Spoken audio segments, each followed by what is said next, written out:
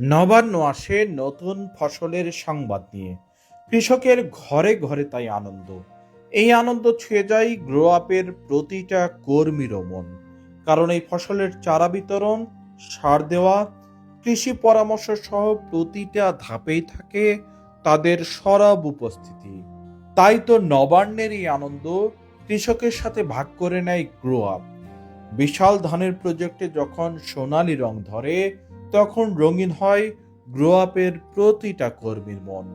চলুন আপনাদের পরিচয় করিয়ে দেই গ্রো আপের একজন ধান চাষির সাথে।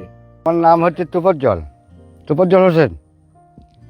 জেলা হচ্ছে তেলেহাটা, থানা গাবতলী, জেলা বগুড়া। এই কোম্পানি থেকে এই বীজ নিয়ে আমি খুব ভালো ফসল পাইছি। তারা আমাকে খুব ভালো সেবা দিয়েছে।